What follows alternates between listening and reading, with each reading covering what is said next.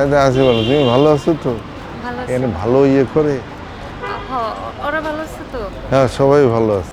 তুমি ওষুধ খাও তো ঠিক মতো? ওষুধ তো খাই মাঝে মাই মধ্যে। কি মার ওষুধগুলা খায় ঠিক মতো? খায় মাঝে মধ্যে, খায় মাঝে মধ্যে, ভুলে যায়। মায়ের একটু তো এই ফাতেমা, এই যে তুই কতক্ষণ ধরে নিছি? আমি ডাকতেছি না, কতবার ডাকলাম, চিল্লে চিল্লে ডাকতেছি, শোনোস না? আপা আমি তো মাত্রই মানে কি? আসসালামু আলাইকুম। রান্না বান্না করা লাগবে না? ওয়ালাইকুম আসসালাম। আর আপনি প্রতিদিন আসেন কিসের জন্য? আমি 6 মাস পরে এলাম। 6 মাস পরে আসেন, 2 দিন পর পর তো চলে আসেন। মেরে দেখতে আসবো। তুমি দাঁড়াইছো কিসের জন্য? যাও না, মেয়েরা তো দেখার দরকার। আমরা তো গরিব মানুষ, বুঝেন না? তো গরিব মানুষ, আপনার মেয়ে আমারে দিছেন না কাজ করার জন্য, ও কি কাজ করবে না?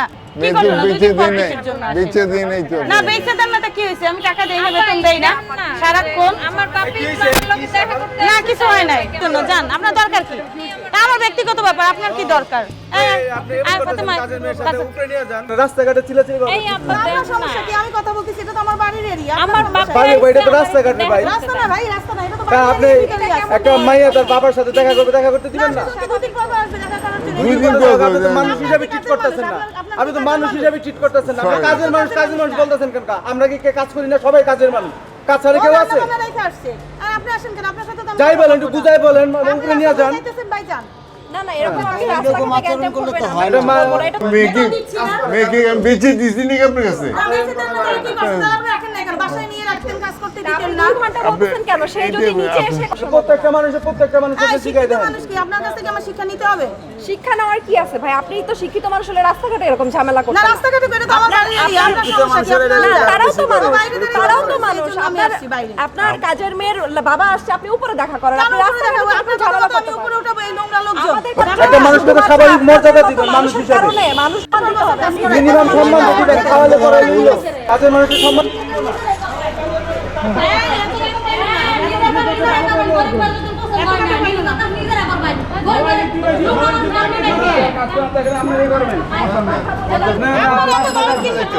ভাই, মানুষ হিসাবে মানুষের জন্য দরদ থাকবে, অন্য কোনো কথা না। আপনি তো মানবিকতার মধ্যেই না। খাওয়ান পরে আপনি নির্যাতন করবেন? মারাটাই নির্যাতন না, এই যে মানসিক নির্যাতন করতেছেন। বাপের সাথে দেখা করবো, আপনি এটা করতে পারবেন না। আচ্ছা, কি চান? আপনার মেয়ে যাইবো, উপরে যাইবো?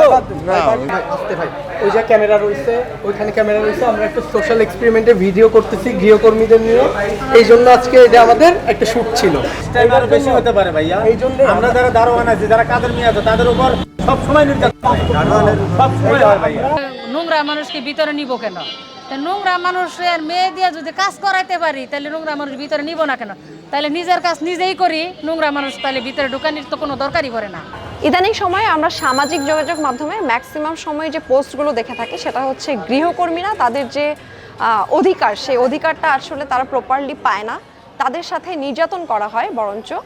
সেই জায়গাটা থেকে আমি আসলে কনসার্ন হয়েছিলাম। হঠাৎ করে রাস্তা দিয়ে যেতে দেখি যে এরকম একজনের বাবা এসছে, এক গৃহকর্মী বাবা এসে তার সাথে দেখা করতে, কিন্তু সে যে বাসায় কাজ করে সেই বাড়িওয়ালা অ্যাকচুয়ালি তার সাথে খুব দুর্ব্যবহার করছিল, যেটা দেখে আমার অ্যাকচুয়ালি কনসার্ন হয়েছে এবং আমি পদক্ষেপ নিয়েছি, এগিয়ে এসেছি, কথা বলেছি।